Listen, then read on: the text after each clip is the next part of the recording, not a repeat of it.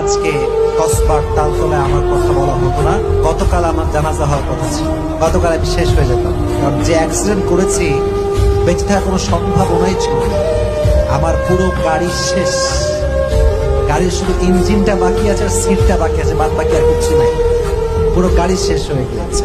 কেমনে পড়েছি? রাস্তা দিয়ে আসছিলাম, গাড়ি ছিল প্রায় 70 কিংবা 65, স্পিডটা মোটামুটি অনেক বেশি ছিল। রাত বেজে গেছে প্রায় 12টা। টার্নিং পয়েন্ট, সোজা এসে ডান দিকে যাব, ড্রাইভার সাহেব বুঝে উঠতে পারে নাই, ওভার স্পিড ছিল। এমন জোরে একটা আঘাত লাগছে কাছে কাছে আঘাতে গাড়িটাই দেখেন আমার, লুক এট মাই হ্যান্ড, হাত দেখেন, হাতটা বোঝাচ্ছি যে গাড়িটা কেমন হয়েছে। গাড়িটা এমনি যাচ্ছে, সোজা গিয়ে গাছে লাগছে, গাছে লেগে এমনি একবার উল্টাইছে, উল্টায় সোজা হয়েছে, আবার উল্টাইছে, সোজা হয়েছে, এমনি 3বার গাড়ি উল্টাইছে।